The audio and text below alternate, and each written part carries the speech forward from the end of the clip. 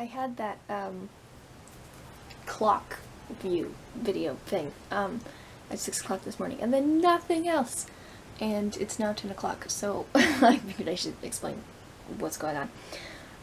The reason I wasn't doing anything else was because my camera was in use because I was uploading today's video. I couldn't like video anything because I wasn't on top of things. When I'm on top of things, I move the videos from my camera to my computer, and then my camera isn't required anymore, and I can use my camera while I'm editing and uploading videos, but I did not do that today. I just, popped the SD card in and was like, okay, here we go. And anyway, the whole point of that is that I didn't have my camera for the last 4 hours, and that's why there was only like the clock right before I got out of bed, and then nothing else. So yes, my plan today was to do a lot of the reading and research for my NaNo story, which is great, and then I sort of accidentally stumbled across the Authortube Virtual Retreat today at 6 o'clock in the morning, in time for the first, opening session thing, so I haven't, missed anything, except for the fact that there's options, every hour if you want to do writing sprints or go to a panel, so I haven't been to everything specifically.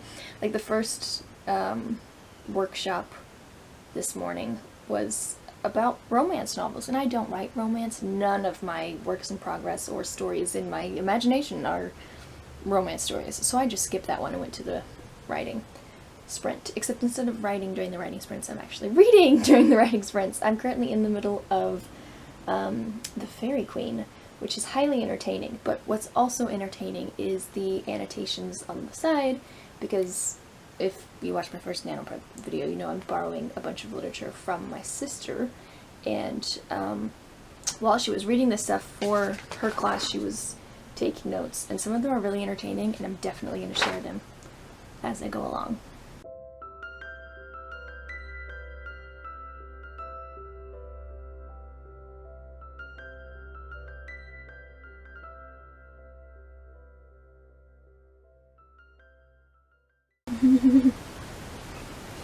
The spelling in The Fairy Queen is highly entertaining.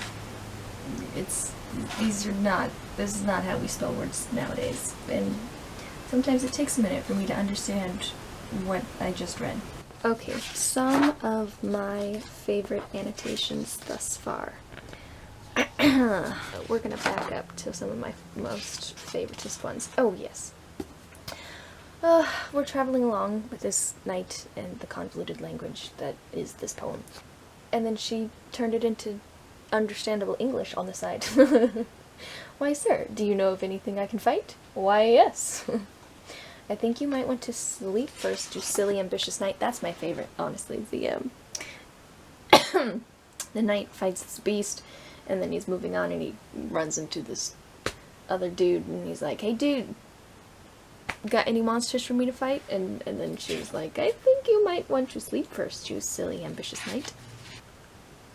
Anyhow, I feel that gives you an idea of the amusement that is going along with trying to read this poem. The poem itself is nice, like the story, the book, but it's hard to understand at times because the spelling is outrageous, and then I'm not good with poetry in the modern English language. So poetry with wild spelling and really old words, it's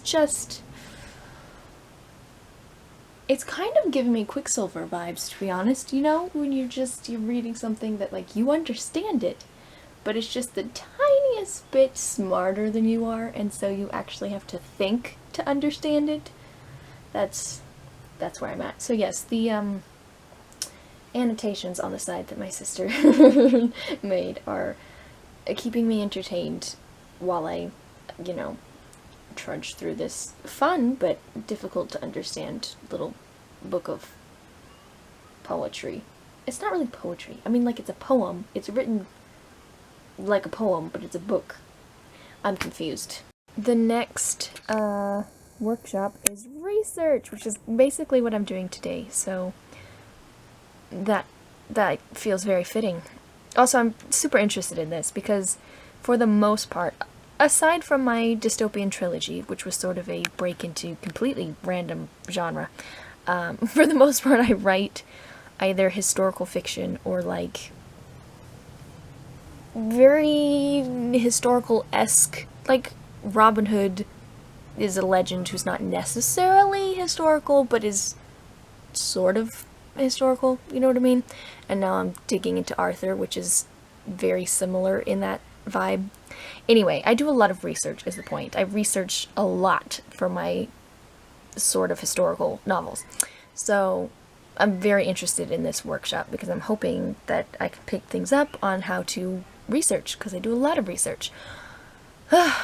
Or maybe it'll just be, you know, like affirmation that I'm doing it correctly, which I will also take, because sometimes I just need that little pat on the back. I'm like, you do know what you're doing. You're doing well. Keep going. Well, we had the K-State game, and then I took a nap. I'd like to still be napping.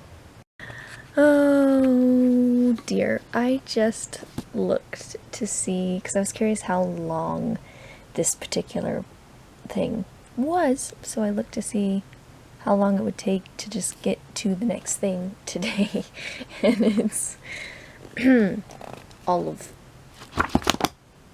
this. The last time that I sat down and read a few things, I got through like 3 different stories, you know, because they were small. But nope, it's like the entire notebook. We're gonna... Hey look, I almost finished Canto number 1. Look at me. I don't know how far we're gonna go, you guys. You guys. Because I'm tired and I went to sleep, I thought, I'll listen to it. This thing is 11 hours. This is the draft of a story. You can continue to do research after you've written it. There's that. And the point is context. The point is to understand, how are Arthur stories told? Who are the main characters? What's kind of the theme, a common theme in Arthur stories? You know, what's the point of an Arthurian legend?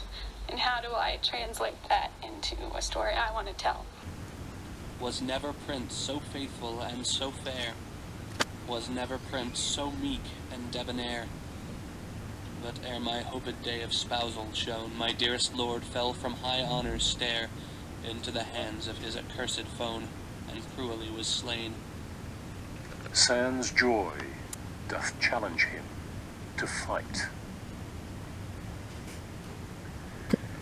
Young knight, whatever that dost arms profess, and through long labours huntest after fame, beware of fraud, beware of fickleness in choice and change of thy dear loved dame, lest thou of her believe too lightly blame, and rash misweening do thy heart remove.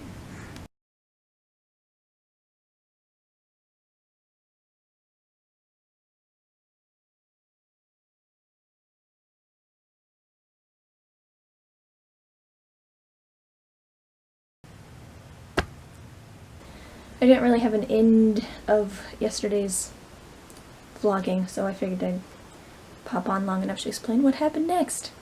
I listened / read at the same time a couple more sections of The Fairy Queen, and then I finished off the day watching 2 episodes of The Adventures of Merlin. I was actually, for the first episode, I was taking notes on characters and things, and then I just sort of got sucked into the show, and halfway through the second episode I was like, note-taking!